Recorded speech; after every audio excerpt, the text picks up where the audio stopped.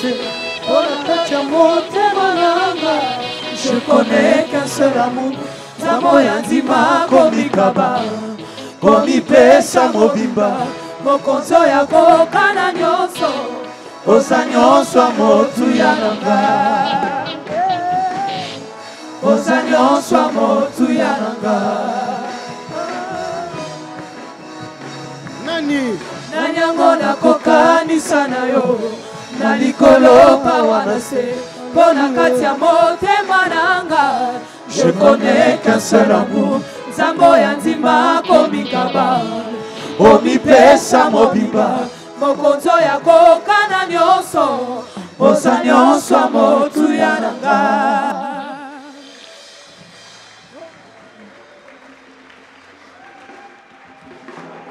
Sokaza nyonso motu ya. On veut mieux l'acclamer. On veut mieux l'acclamer. On veut mieux l'acclamer. Tout ce que nous faisons dans sa présence compte. Tout ce que nous faisons dans sa présence compte. Shama, parce qu'il est non seulement Emmanuel, il est aussi Shama. Oui, tu peux commencer à l'élever. Est-ce que tu peux commencer à le louer? Le Dieu Emmanuel, il est aussi le Dieu Shama. Il est aussi le Dieu Shama. Il est aussi le Dieu Shama. Il est au milieu de nous. Bien-aimé, tout ce que tu es venu faire ici compte. C'est un moment de prière exceptionnel que Dieu nous a donné. Pour des réponses exceptionnelles. Pour des réponses extraordinaires. Pour des témoignages extraordinaires. Pour des témoignages comme celui de Samuel. Toutes les femmes pouvaient venir pour dire Dieu m'a visité. Mais elles n'avaient pas besoin de parler. On avait seulement besoin de regarder Samuel pour comprendre le niveau de l'exaucement.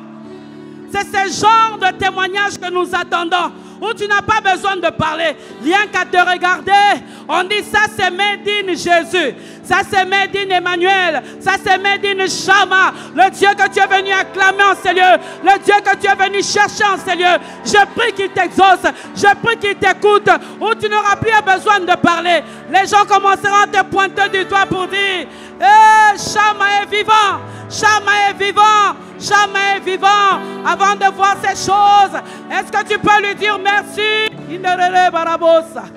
Elohim El Adonai, Shama, Shama.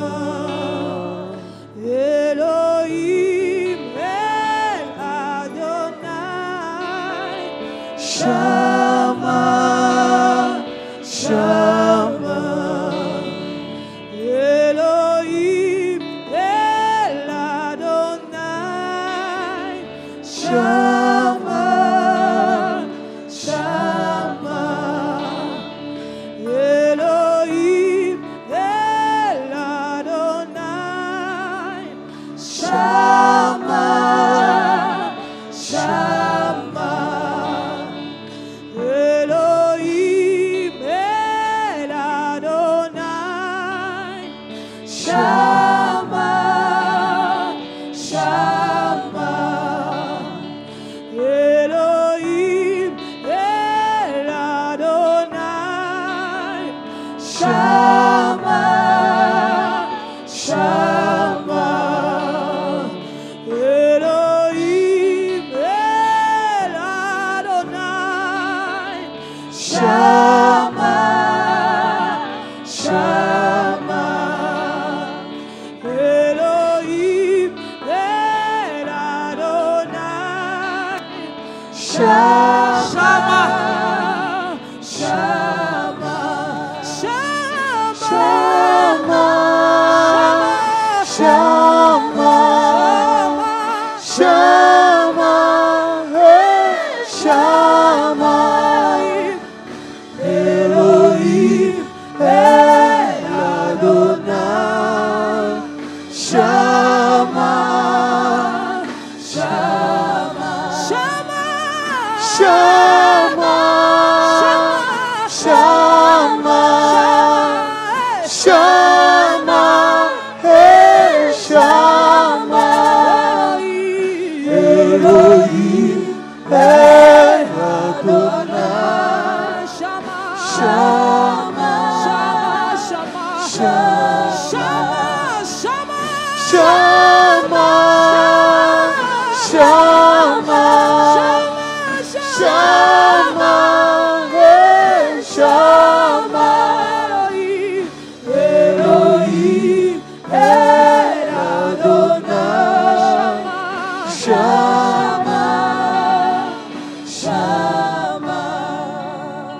Oui, une solution exceptionnelle.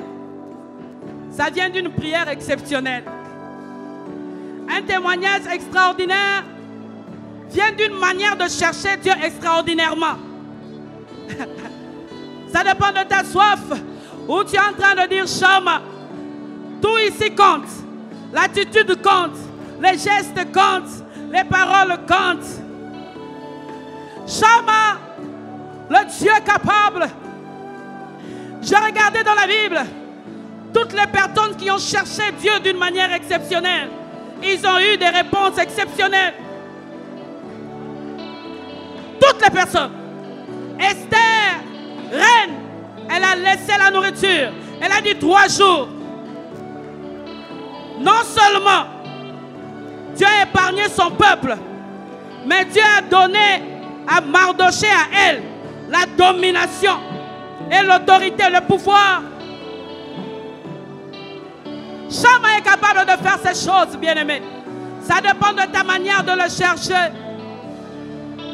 Oh, nous cherchons des témoignages qui parlent. Samuel, l'homme le plus considéré d'Israël, il est venu d'une prière exceptionnelle de Hag. Elle s'est levée, elle a fait un feu. Elle a fait un feu, elle a fait un feu, elle a parlé. Je ne sais pas ce que tu vas ajouter à ta prière ce soir, mais une prière exceptionnelle qui produit des résultats exceptionnels. Shama! Alléluia! Est-ce que quelqu'un comprend ce que je dis? Il est là pour ça, bien-aimé.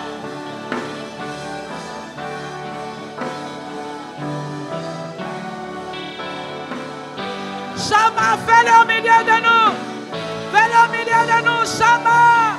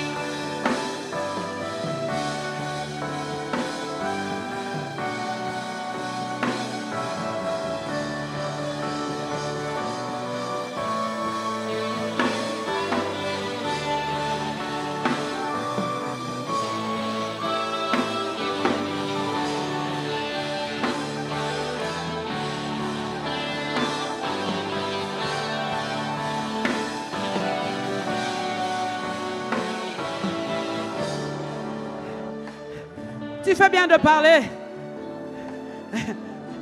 Je ne fais que te donner des éléments pour que tu pries encore.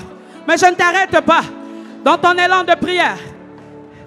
L'Esprit me dit, Mais pourquoi tu parler de Anne plus loin? Je parle d'une femme qui est au milieu de nous. Après plus de 3 ans dans le mariage, pas d'enfant. 3, 4 je crois, pas d'enfant. Le jour où elle est venue me dire que Dieu l'a visitée, elle m'a dit, je me souviens, c'était lors de la semaine de prière à Kiwele. Ce jour-là, j'avais dit à Dieu, je veux te chercher comme jamais. J'avais mis la nourriture de côté. Elle m'a dit des choses exceptionnelles qu'elle avait faites. Et quand elle est venue me parler, j'ai dit, nous avons eu raison de chercher Dieu. Nous avons eu raison de chercher Dieu. Pourquoi je veux parler de Anne qu'on ne voit pas aujourd'hui? Mais je vous parle de Blandine. Elle est au protocole. Un témoignage vivant de quelqu'un qui est au milieu de nous. Dieu l'a visité pendant la semaine là. Elle avait dit, j'ai dit à Dieu, Nasambela na nuboete. Nasambela na nuboete. Aujourd'hui, non seulement Dieu l'a visité avec un enfant, mais nous célébrons le Dieu qui lui a donné un deuxième enfant. Shama, Shama, tu peux le faire encore et encore. Shama.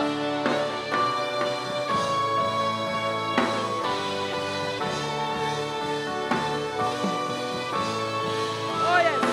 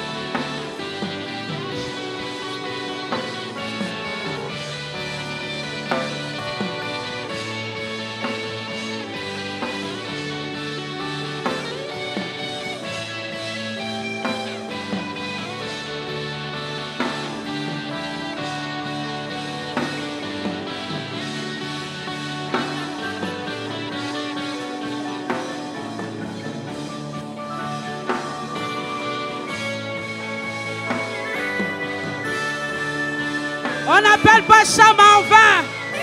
On n'appelle pas Adonai en vain. On n'appelle pas Elohim en vain. Shama, Shama, Shama, Shama, Shama, Shama.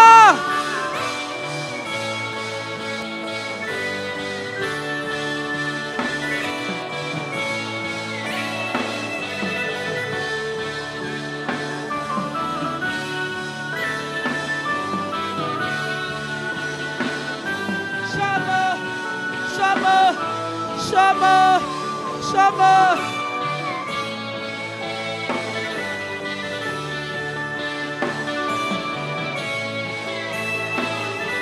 Shama. Si tu n'as pas de mots, dis Shama, Shama, Shama, Shama.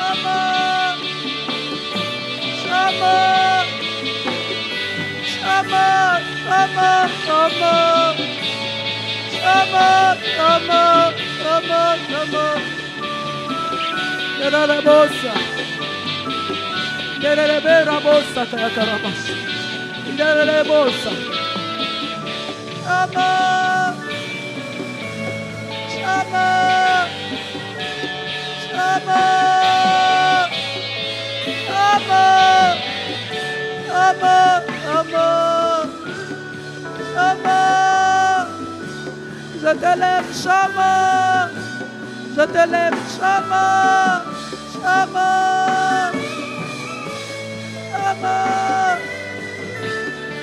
Shama. Shama.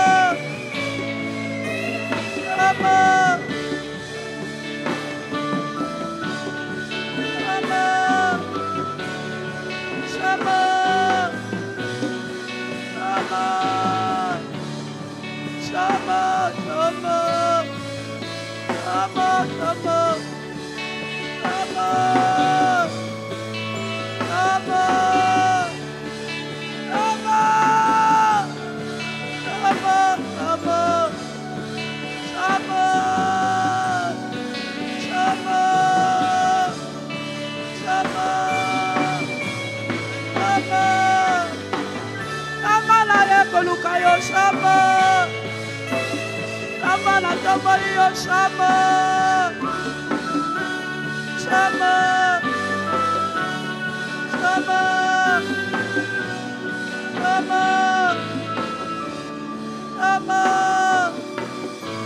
Shama. Shama. Shama. Shama. Shama, Toyembi Shama, Totomboli Shama.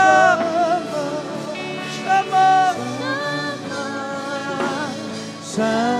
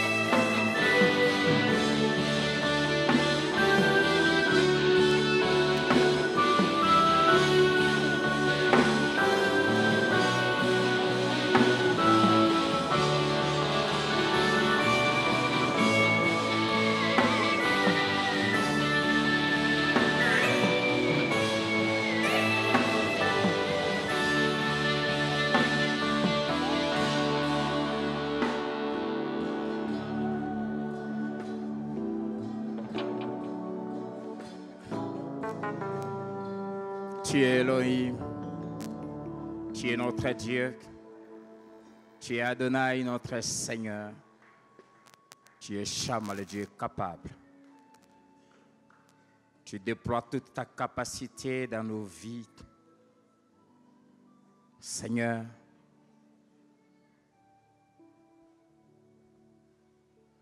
que le Saint-Esprit qui avait agi dans la première église vienne encore agir à Philadelphie.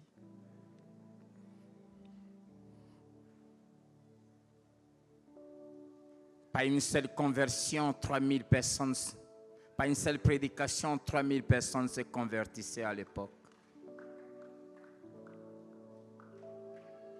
Ceux qui vivaient mal, la Bible dit, ceux qui montaient au Saint-Esprit étaient frappés à l'église.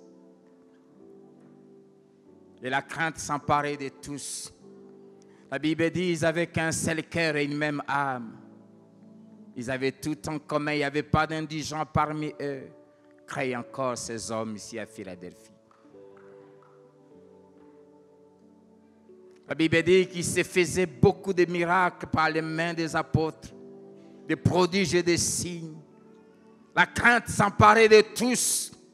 La Bible dit qu'ils persévéraient dans les enseignements, dans les prières, dans la fraction du pain, la communion fraternelle. Crée encore cette persévérance aujourd'hui. La Bible dit, on les respectait. Crée encore ce respect aujourd'hui, ici à Philadelphie. La Bible dit que tout ce qui venait à l'église était guéri de leurs maladies. Crée encore ces choses. La Bible dit que l'ombre de Pierre guérissait. Fais-le encore aujourd'hui. Oh, que l'ange qui les avait visités nous visite encore. Que les choses qu'ils avaient expérimentées, que nous puissions les expérimenter aujourd'hui. Car la Bible dit que tu es le même hier, aujourd'hui et éternellement. La Bible dit qu'ils vendaient leur possession et amenaient l'argent aux pieds des apôtres et ont distribué à tous. Seigneur, il n'y avait pas d'indigents parmi eux. Fais-le encore à Philadelphie aujourd'hui. Suscite encore des hommes qui sont prêts à tout pour ta maison. Fais-le encore. Ils étaient peu nombreux. Mais la Bible dit qu'on disait d'eux les hommes qui ont bouleversé le monde. Seigneur, fais que par Philadelphie et par tes enfants, que Lubumbashi soit bouleversé aujourd'hui.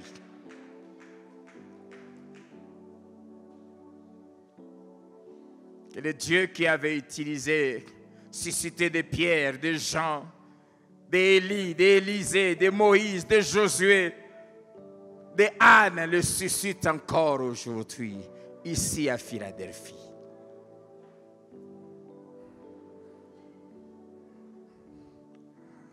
Que le Dieu qui les avait visités nous visite encore. Et fais-le pour ta gloire. Parce que les mêmes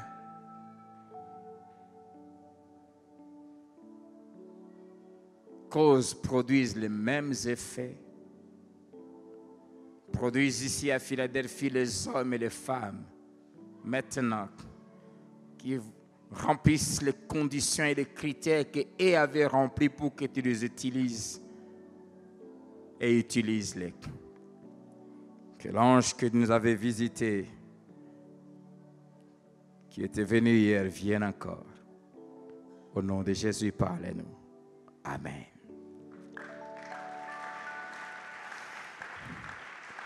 Amen. Bonsoir.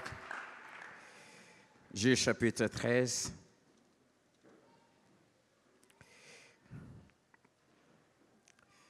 Les enfants d'Israël firent encore ce qui déplaît à l'Éternel. Et l'Éternel les livra entre les mains des Philistins pendant 40 ans. Il y avait un homme de Tchoréa de la famille des Danites qui s'appelait Manoach. Sa femme était stérile et n'enfantait pas.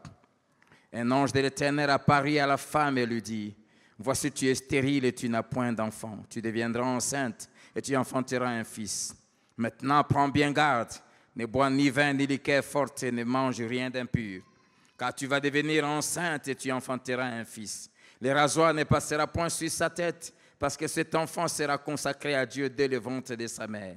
Et ce sera lui qui commencera à délivrer Israël de la main des Philistins. La femme alla dire à son mari: un homme de Dieu est venu vers moi, et il avait l'aspect d'un ange de Dieu, un aspect redoutable. Je ne lui ai pas demandé d'où il était, et il ne m'a pas fait connaître son nom. Mais il m'a dit: tu vas devenir enceinte et tu enfanteras un fils. Et maintenant ne bois ni vin, ni liqueur forte, et ne mange rien d'impur, parce que cet enfant sera consacré à Dieu dès le ventre de sa mère jusqu'au jour de sa mort. Manoach fit cette prière à l'Éternel: ah Seigneur, que l'homme de Dieu que tu as envoyé vienne encore vers nous. Si tu as le désir de vivre des choses que Dieu avait fait vivre aux autres hier, sache que ce désir est exaucé. Et qu'il nous enseigne ce que nous devons faire pour l'enfant qui naîtra. Dieu exauça la prière de Manoach. Et l'ange de Dieu vint encore vers la femme. Elle était assise dans un champ et Manoach, son mari, n'était pas avec elle. Elle courut promptement donner cette nouvelle à son mari et lui dit: voici l'homme qui était venu l'autre jour vers moi m'est apparu. Manoach s'éleva, suivit sa femme, alla vers l'homme et lui dit: est-ce toi qui as parlé à cette femme? Il y répondit: c'est moi. Manoach dit: maintenant, si ta parole s'accomplit, que faudra-t-il observer à l'égard de l'enfant et qu'y aura-t-il à faire? L'ange de l'Éternel répondit à Manoach: la femme s'abstiendra de tout ce que je lui ai dit. Elle ne goûtera d'aucun produit de la vigne. Elle ne boira ni vin ni liqueur forte. Elle ne mangera rien d'impur. Elle observera tout ce que je lui ai prescrit. Manoach dit à l'ange de l'Éternel: permets-nous de te retenir et de t'apporter un chevreau. L'ange de l'Éternel répondit à Manoach: quand tu me retiendrais, je ne mangerai pas de ton mets, mais si tu veux faire un holocauste, tu l'offriras à l'Éternel. Manoach ne savait point que ce fut un ange de l'Éternel. Et Manoach dit à l'ange de l'Éternel, quel est ton nom, afin que nous te rendions gloire quand ta parole s'accomplira. L'ange de l'Éternel lui répondit, pourquoi demandes-tu mon nom? Il est merveilleux. Manoach prit le chevreau et l'offrande et fit un sacrifice à l'Éternel sur le rocher. Il s'opéra un prodige pendant que Manoach et sa femme regardaient. Comme la flamme montait dessus l'autel vers le ciel, l'ange de l'Éternel monta dans la flamme de l'autel. À cette vue, Manoach et sa femme tombèrent la face contre terre. L'ange de l'Éternel n'apparut plus à Manoach et à sa femme. Alors Manoach comprit que c'était l'ange de l'Éternel. Et il dit à sa femme, nous allons mourir, car nous avons vu Dieu. Sa femme lui répondit, si l'Éternel eût voulu nous faire mourir, il n'aurait pas pris de nos mains l'holocauste et l'offrande. Il ne nous aurait pas fait voir tout cela, et il ne nous aurait pas maintenant fait entendre pareille chose.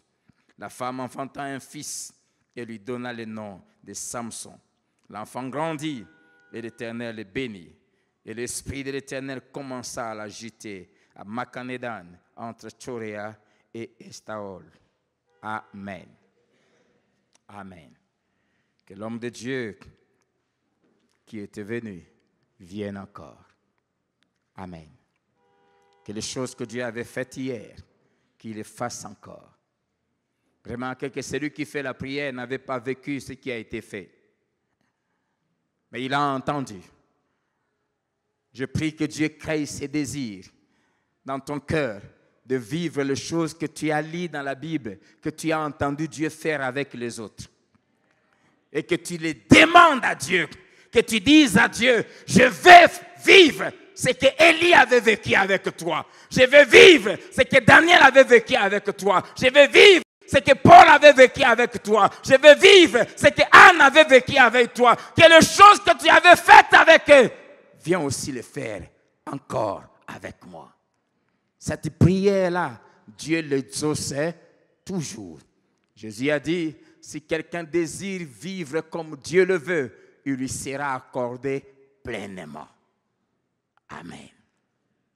Nous avons commencé à parler hier de 5 leçons, de 5 vérités importantes que cette parole nous donne.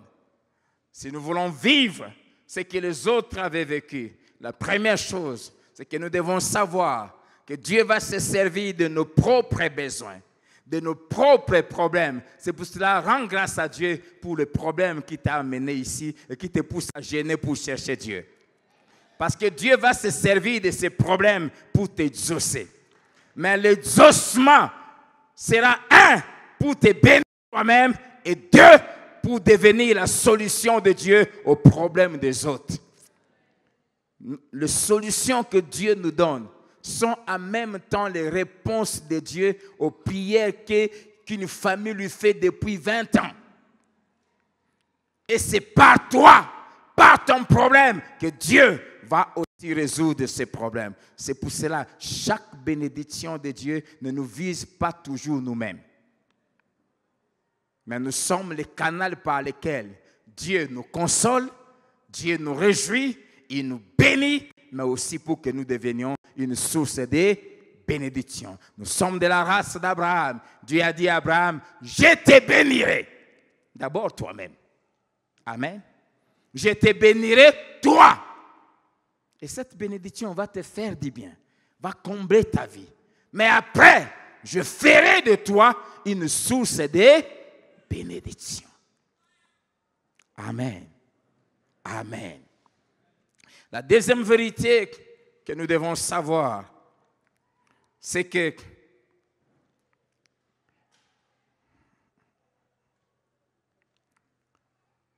Dieu n'utilise pas tout le monde, mais ceux qui remplissent les critères et les conditions qu'il impose pour qu'il les exauce et qu'ils deviennent source de bénédiction. Dieu n'utilise pas tout le monde. Dieu n'exauce pas tout le monde. Tout le monde qui prie, Dieu ne l'exauce pas, nécessairement. Dieu exauce ceux qui remplissent les critères que lui impose. Amen. si tu remplis les critères que Dieu t'impose, il va t'exaucer. Et tu vas devenir par ton exaucement source de bénédiction. Les conditions à remplir pour devenir un homme ou une femme que Dieu cherche pour résoudre les problèmes de nos familles, nations et églises. Ce n'est pas n'importe qui, disais-je, que Dieu bénit, que Dieu exauce. Ce n'est pas n'importe qui que Dieu va faire devenir une source de salut, de bénédiction aux problèmes des autres. Dieu a toujours été à la recherche d'un homme ou d'une femme pour répondre et solutionner les situations des autres. Toujours, il cherche toujours un homme par qui il va passer. Ésaïe 6, verset 8. J'ai entendu la voix du Seigneur disant, qui enverrai-je et qui marchera pour nous? Dieu était à la recherche d'un homme qui voulait envoyer. J'ai répondu, mais voici, envoie-moi. Ésaïe a répondu à l'appel de Dieu. Mais les versets 1 à 7 nous montrent que si Dieu a accepté d'utiliser Ésaïe, ce n'est pas parce qu'Ésaïe s'est présenté simplement, mais parce qu'Ésaïe, le verset qui précède, montre qu'il avait rempli les conditions. Il était d'abord un homme plongé dans le péché, qui vivait dans les mensonges.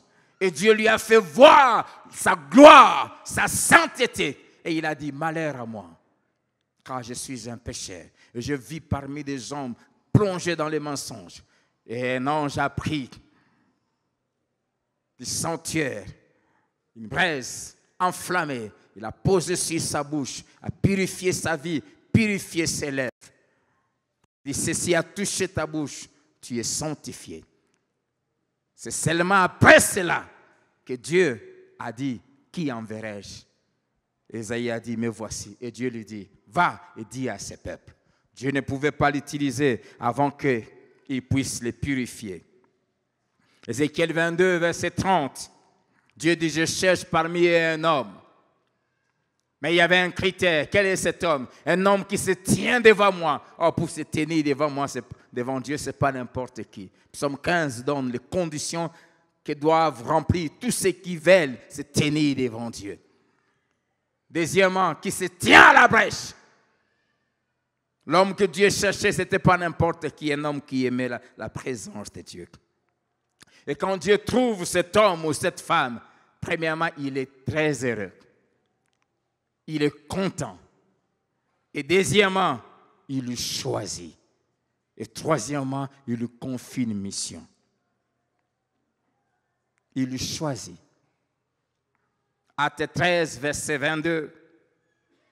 Alors que Saül commençait à se méconduire, Dieu s'est mis à la recherche de quelqu'un qui devait le remplacer pour continuer la mission. La Bible dit, puis, ayant rejeté Saül, il les suscita pour roi David, auquel il a rendu ce témoignage. J'ai trouvé David, fils d'Isaïe, homme selon mon cœur, qui accomplira toutes mes volontés. Il s'est mis à la recherche, mais il a trouvé un homme. Mais il a trouvé un homme qui remplissait ses critères. Dieu l'a choisi, pas par plaisir, mais parce que cet homme correspondait au profil que Dieu s'était fixé. J'ai trouvé David, fils d'Isaïe. Pourquoi je l'ai trouvé? Parce qu'il est l'homme selon mon cœur. Il connaît mon cœur. Il vit. Il sait les battements de mon cœur. Il a les mêmes idées, les mêmes désirs que moi. Je l'ai trouvé, alors je l'ai choisi.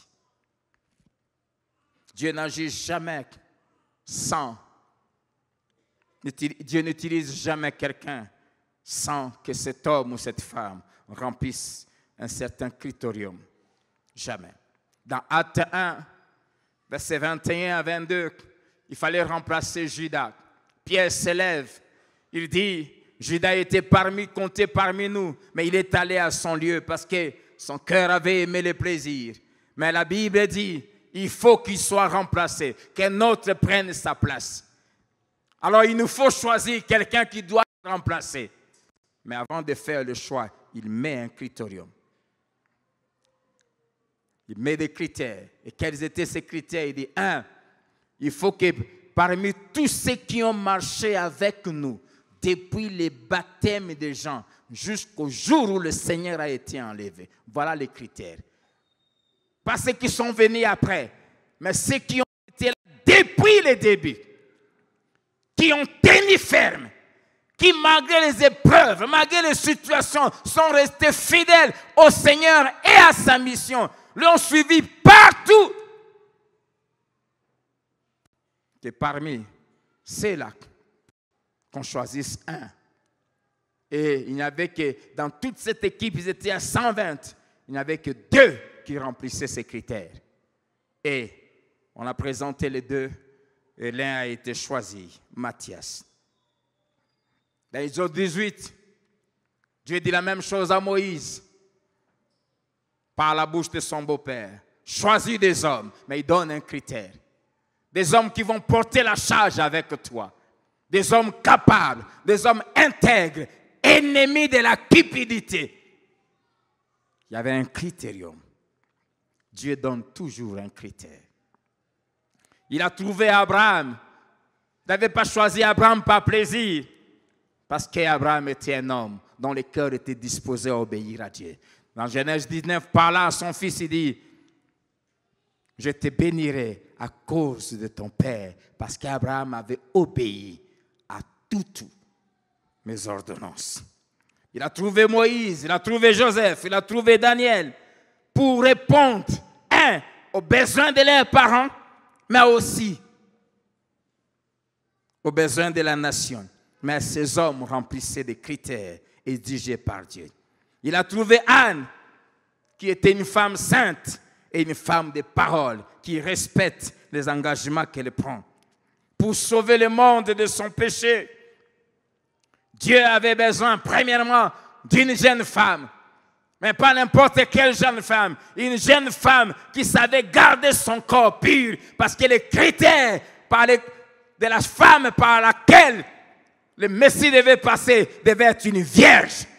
Il fallait une jeune fille qui s'est gardée, qui conservait son corps. Si tu veux que Dieu t'utilise comme il avait utilisé Marie hier, apprends à te garder, jeune fille. Une jeune femme chaste et pure.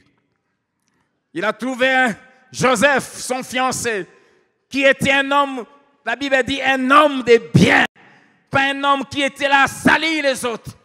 La Bible dit qu'il était un homme discipliné.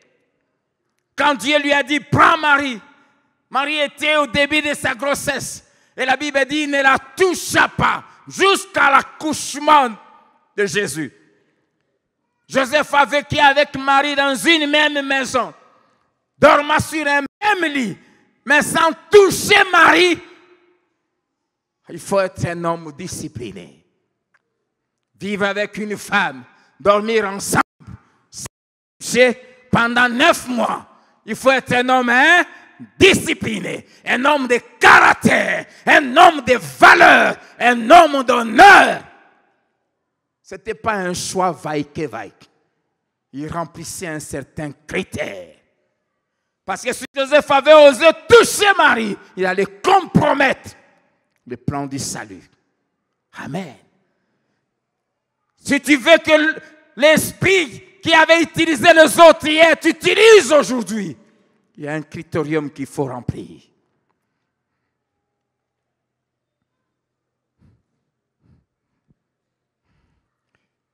Il a trouvé Samuel, qu'il a puissamment utilisé pour restaurer sa maison et ramener le peuple à lui.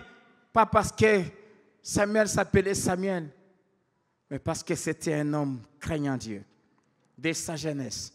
C'est parce qu'il était un homme qui n'était pas influençable par ce qui était autour de lui. Alors que ce qui était autour de lui, c'était des pervers. Mais lui, il était un homme différent. J'ai pris, Dieu n'utilise pas n'importe qui.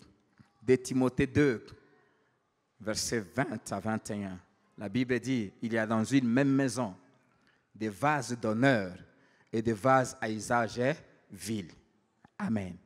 Dans la maison de Dieu, comme nous sommes ici, il y a toutes sortes de vases. Nous sommes des vases.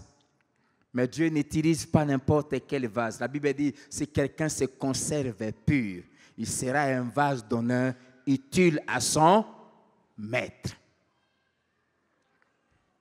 Les gens que Dieu a utilisés lui ont été utiles. Ils ont été des instruments entre ses mains pour impacter les autres. Si tu veux vivre, que l'ange qui était venu hier vienne encore, cette fois-ci pour toi. Hier, il était venu pour l'épouse. Mais demain, il est revenu pour le mari. Si tu veux que l'ange qui était venu pour les autres, qui avait béni les autres, qui a enrichi les autres, qui a élevé les autres, qu'il vienne aussi le faire pour toi, il faut remplir les mêmes critères qu'eux avaient remplis. Amen. Amen. Il ne suffit pas de demander, mais il faut remplir les mêmes critères qu'eux aussi. Noé a été choisi pour purifier la race et susciter une nouvelle race parce que le monde était corrompu. Dieu ne l'avait pas choisi par plaisir. Genèse 7, verset 1, Dieu lui dit, lève-toi, entre dans l'arche, toi, ta femme, tes fils et les femmes de tes fils, parce que je t'ai trouvé juste devant moi dans cette génération. Parce que lui, il était juste. Le seul dans toute une génération sur la terre. Il avait rempli un certain critère. Alors, j'ai 3 critères que ce passage nous donne. Si tu veux être le Samson que Dieu va utiliser aujourd'hui pour délivrer ta famille.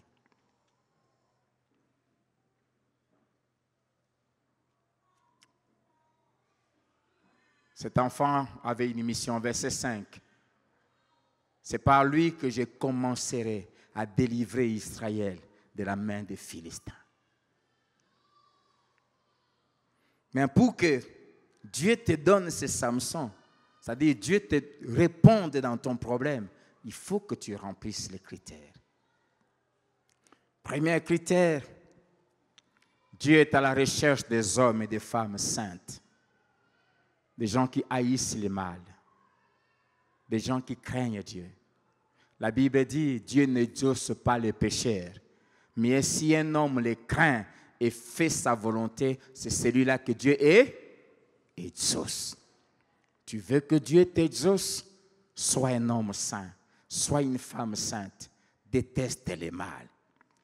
Deuxième critère, Dieu est à la recherche des hommes et des femmes consacrés à Dieu et à ses intérêts. Verset 5. Car tu vas devenir enceinte et tu enfanteras un fils.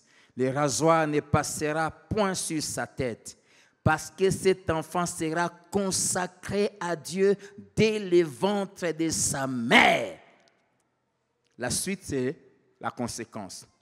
Et ce sera lui qui commencera à délivrer Israël de la main des Philistins. Amen. Pour que Samson commence à délivrer Israël, il devait être consacré à Dieu. Dieu n'utilise pas n'importe qui. Tu ne deviendras pas la source de bénédiction si tu n'es pas consacré à Dieu. Oh Jésus, donne-moi à Philadelphie des hommes et des femmes consacrés. Consacrés dès le sein maternel. Consacré veut dire mettre à part, se soustraire, sortir du lot et se mettre à côté. C'est-à-dire décider de ne pas être monsieur tout le monde. Décider de ne pas faire ce que fait monsieur et madame tout le monde.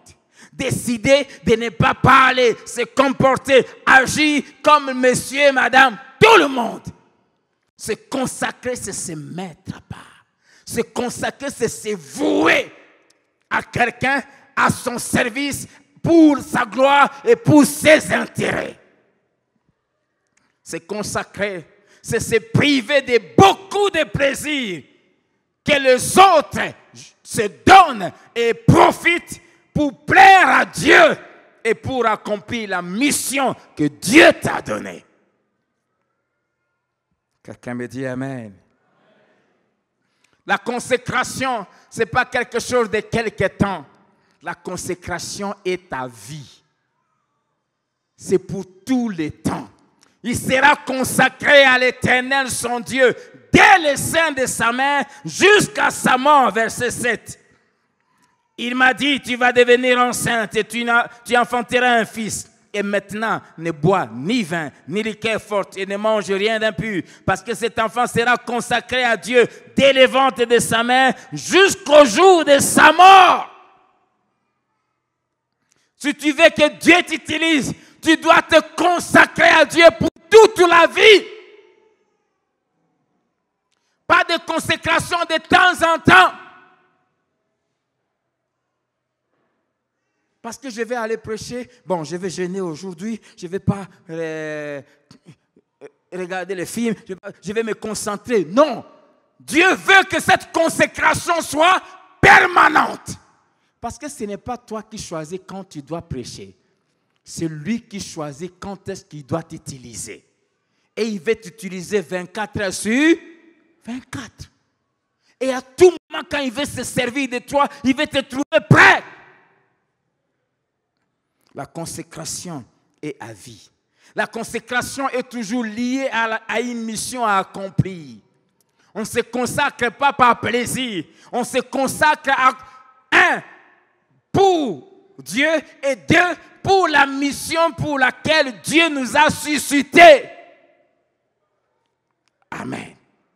Afin que nous devenions un puissant instrument dans ses mains et une source de bénédiction pour les autres. La consécration est toujours liée à une mission.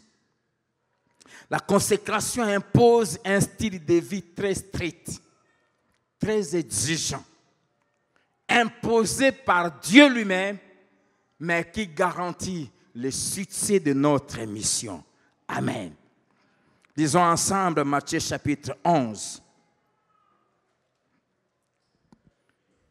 Il y a une consécration que Dieu exige à tous les chrétiens, à tous ceux qui veulent que Dieu les utilise, mais aussi chacun, dans la spécificité de sa mission, Dieu lui imposera aussi des choses particulières liées à la spécificité de sa mission.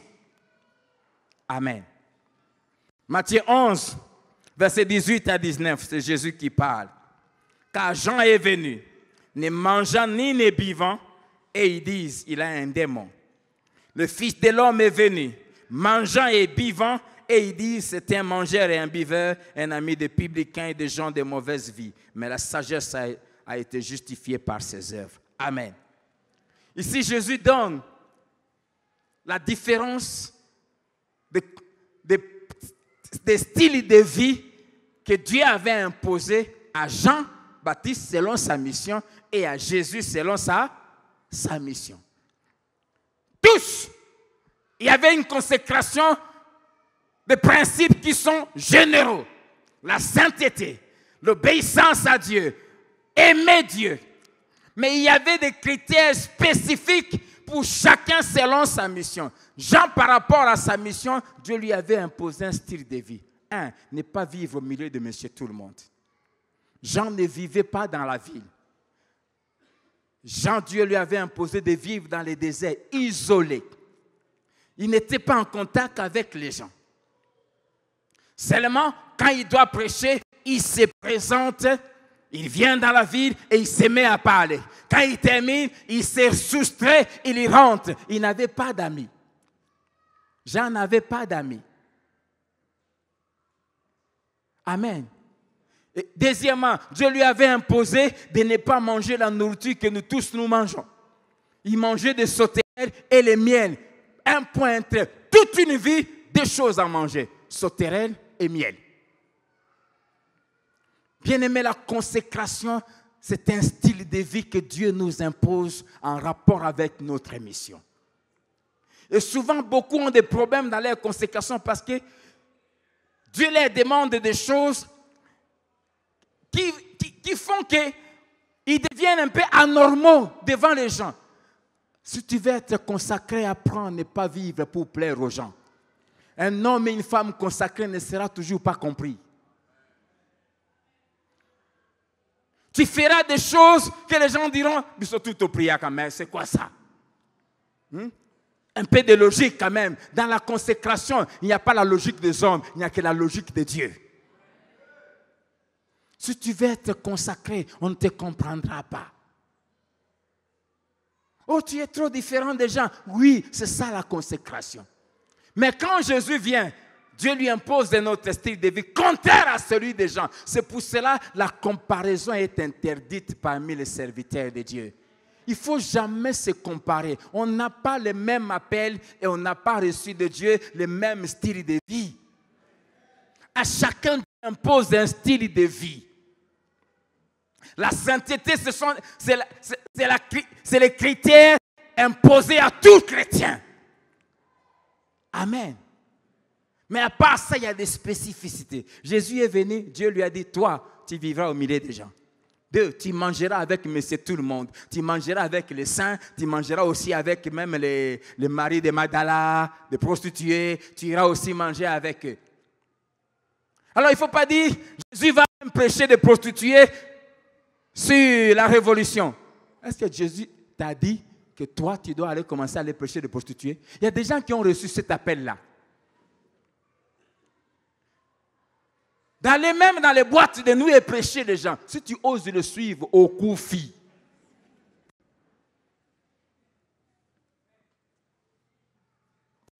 Chacun a un style de vie. Jésus dit, je suis venu mangeant et buvant. Mais ce qui est merveilleux, c'est quoi? Peu importe le style de vie, le monde ne te comprendra toujours pas. Jean est venu, ne mangeant pas et ne buvant pas, les hommes ont dit, il a un démon. C'était un possédé. Vous trouvez un homme normal qui, lui, porte toujours des peaux des animaux? Lui mange le miel. Est-ce qu'il est normal? Pourquoi vous l'écoutez? Mais quand Jésus est venu faisant les miracles, on a dit quoi? C'était un mangeur et un buveur et un ami des prostituées. C'est pour cela, ne vis jamais pour ce que les gens disent. Jamais. Je vis pour Dieu. Je vous dis souvent, ce qui compte dans ma vie, c'est la vie de 2 personnes. 1, de Dieu. 2, de ma femme. Les 2 la même. Si toi aussi tu m'aimes, gloire à Dieu. Si tu refuses de m'aimer, je m'en fous. Je ne ferai rien pour te pousser à m'aimer. Ce n'est pas toi qui m'as choisi. Ce n'est pas toi qui m'as établi. Je ne te sers pas. Je ne suis pas à ton service, je suis au service de Dieu. Quand lui m'apprécie, ça me suffit. Dieu ne m'a pas demandé de plaire aux brebis. Il m'a demandé de lui plaire et de plaire à ma femme. Il faut bien lire ta Bible. Celui qui est marié se préoccupe des affaires du monde, le moyen de plaire à qui? À sa femme. Il n'y a aucun verset qui dit que le pasteur doit plaire à ses brebis. Ça n'existe pas. Si tu m'aimes, gloire à Dieu. Si tu ne m'aimes pas, tu souffriras toi-même. Parce que moi là, je me sens bien. Tu me vois, tu passes à côté. Ça va me faire ni chaud ni froid, frère. Je ne vis pas pour toi.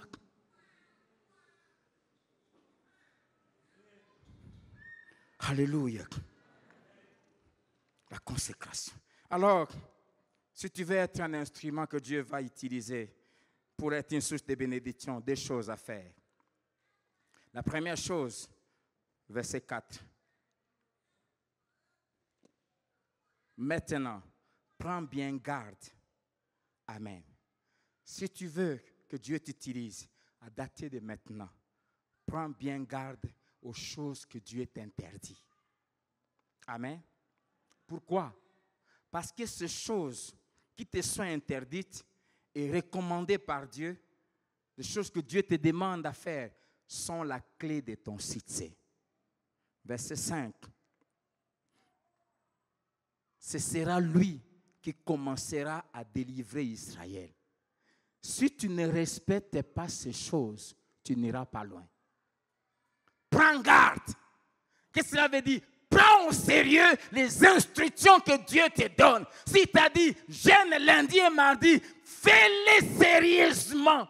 Ne mets aucune compromission dans ça.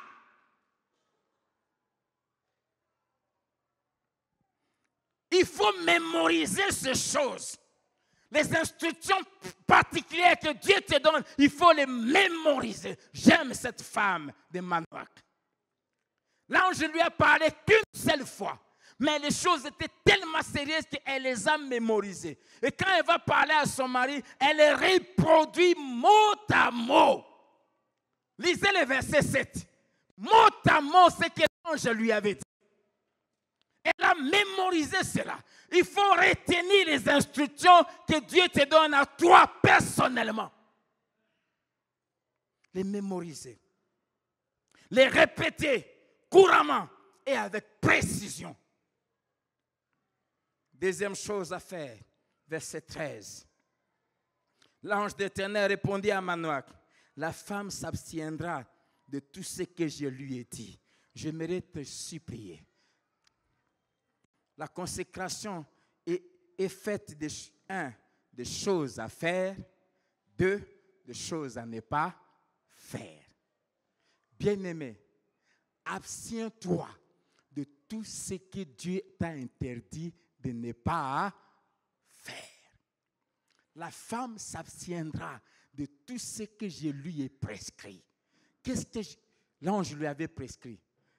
Durant toute sa grossesse, elle ne touchera pas, même pas d'une goutte, au vin. Que ce soit vin sucré, que ce soit quoi? Toi qui discutes tout le temps. Oh non, la Bible dit, ne vous enivrez pas. C'est-à-dire quoi? La Bible dit, tu peux prendre un peu. Si tu veux être un instrument que Dieu utilise, même le peu là, Dieu interdit ça. Pourquoi? Parce que cet enfant sera consacré à l'Éternel. Les consacrés, même goûter la bière, ils ne le font pas. La consécration fera que les choses que Dieu tolère aux autres chrétiens, à toi, il ne va pas les tolérer. À cause de la mission qu'il devait accomplir, délivrer son peuple de 40 ans d'esclavage, Dieu dit, mais dans le sein de sa mère, est-ce que ça a un impact? Oui. La bière détruit l'enfant, même le fœtus. Ça corrompt son cerveau. Dieu lui dit, parce qu'il me sera consacré, même dans le ventre de sa mère, il ne touche pas à la bière. Pas de vin. Il ne touche aussi à rien d'impur, rien de sale. Ne mets rien de sale devant tes yeux, rien de sale devant toi. Abstiens-toi.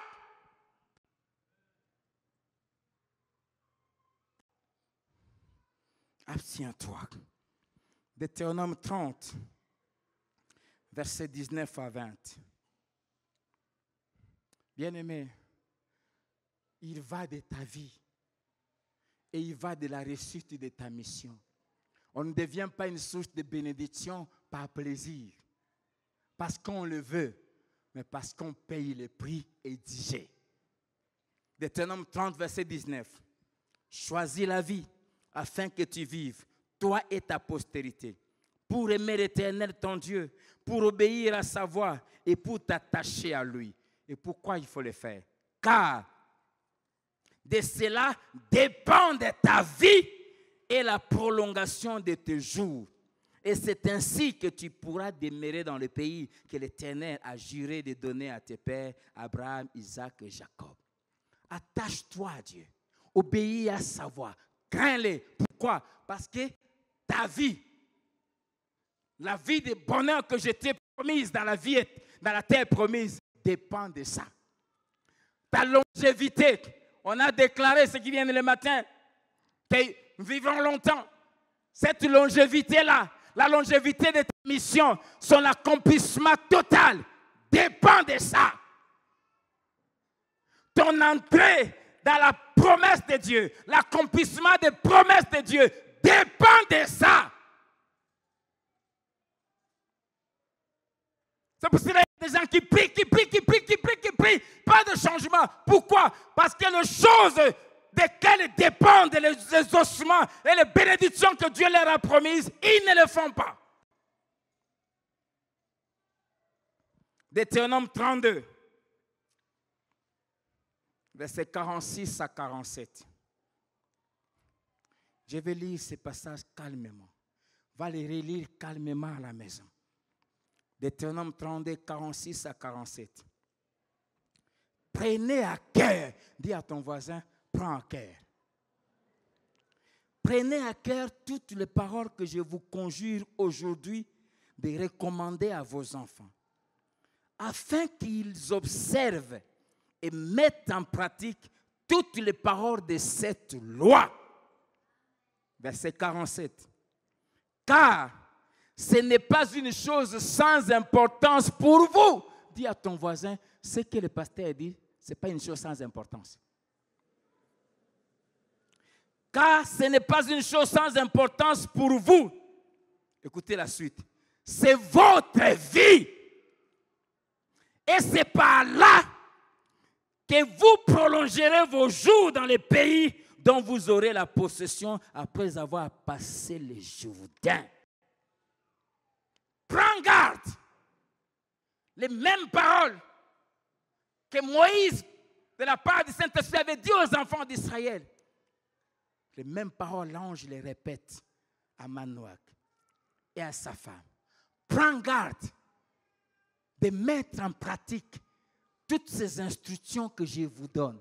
Car de ces instructions-là et de leur obéissance dépendent votre vie.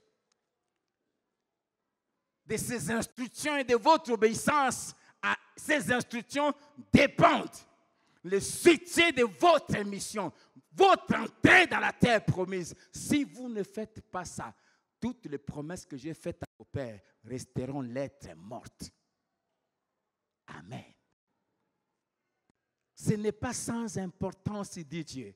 Il va de ta vie. La sainteté, ce n'est pas sans importance. Il va de ta vie. Tu veux devenir puissant. Tu veux que par toi, Dieu commence à guérir. Dieu commence à sauver. Tu veux que par toi, Dieu délivre ta famille de la malédiction, de choses qui vous bloquent. Alors, deviens sérieux.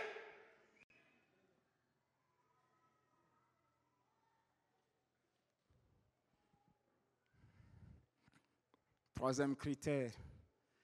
Dieu cherche les hommes et des femmes de prière. Si tu veux que Dieu t'utilise comme il a fait aux autres, aime la prière. Les hommes qui aiment et qui pratiquent la prière. Dieu cherche les hommes qui prient. Pourquoi? Parce que Dieu se sert toujours de la prière des hommes pour résoudre les problèmes des hommes. Amen. Alors, pourquoi prendre au sérieux ces trois critères? Et je termine.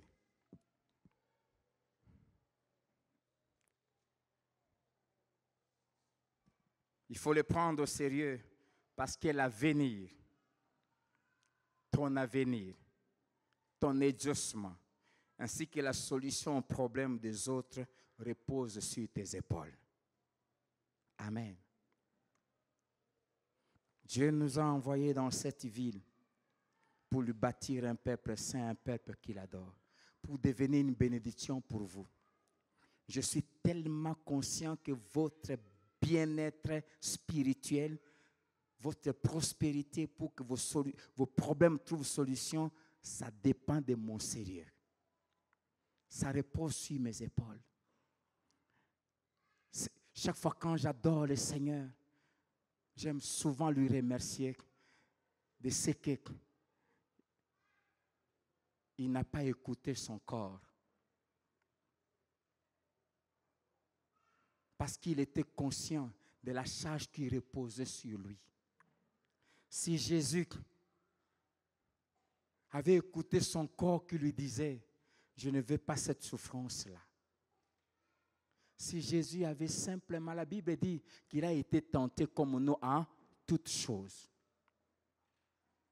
Son corps, parce qu'il était 100% homme, quand il regardait les maris de Magdala qui l'entouraient, son corps lui disait, tu peux toucher. Si simplement il avait osé faire ça, il allait compromettre le salut de toute l'humanité. Non pas seulement des hommes, mais aussi même de la création. Parce que même la création attend le jour de délivrance. Amen. Bien-aimé, si tu veux être une bénédiction pour les autres, apprends à t'oublier toi-même. Ton corps te dira, fais aussi ce que les autres font. Aie aussi une copine. Mais si tu sais que l'avenir de ta famille est sur tes épaules, tu n'écouteras pas ton corps. Responsable des départements, si tu sais que l'avenir de ton département repose sur ton sérieux, tu n'écouteras pas tes désirs.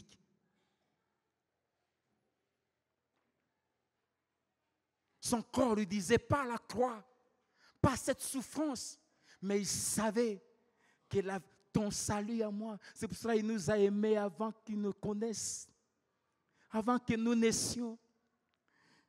Quand Jésus a accepté d'aller à la croix, il pensait à Timothée Mbengela qui allait venir le 6 juin 1968. Il dit, à cause de lui, j'accepte de mourir.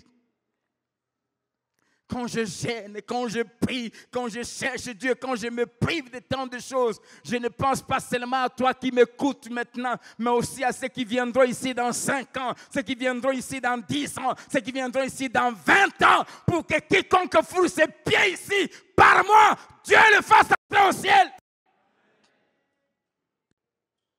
Quels que soient les liens dans lesquels il est, à cause de mes cris, devant Dieu nuit et jour, que Dieu le sauve.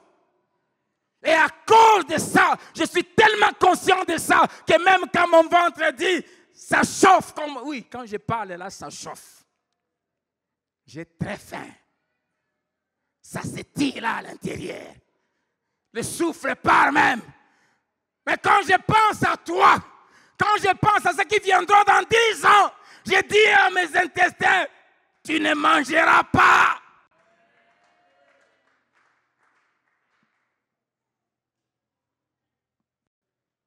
L'avenir de ceux que Dieu a décidé de sauver par toi repose sur tes épaules.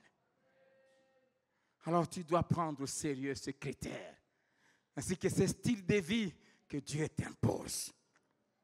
Je te donne 3 conseils et je termine par là. Dieu compte sur toi, premier conseil. Sache que Dieu compte sur toi pour solutionner les problèmes de plusieurs années. Ça faisait 40 ans qu'Israël était dominé. Tu es l'exaucement de Dieu aux prières de plusieurs. Alors, prends ta vie au sérieux, je t'en supplie. Prends au sérieux le style de vie que Dieu t'impose. Deuxième conseil, ne fais jamais connaître à n'importe qui, voire même à tout le monde, certains secrets de ton style de vie. Amen. Juge 16, versets 15 à 17. La grosse erreur de Samson, c'était d'avoir fait connaître à Delilah le style de vie que Dieu lui avait imposé. Dieu avait dit à sa mère, et c'était secret à son père aussi, les rasoirs ne devaient pas passer sur sa tête. Troisième conseil, sache que le diable fera tout ce qui est à son pouvoir pour découvrir les secrets de ta force. Ta force réside dans ces petites choses que Dieu t'interdit de faire. Ces choses-là, tu vas voir un autre serviteur que Dieu utilise aussi puissamment que toi en train de les faire, mais toi, il te les a interdits. Jésus mangeait avec tout le monde, mais Dieu avait interdit à Jean de ne pas manger avec tout le monde. Alors, prends au sérieux ces instructions. Et si tu le fais, l'ange de Dieu qui avait utilisé les autres hier viendra aussi t'utiliser toi. Que Dieu te bénisse.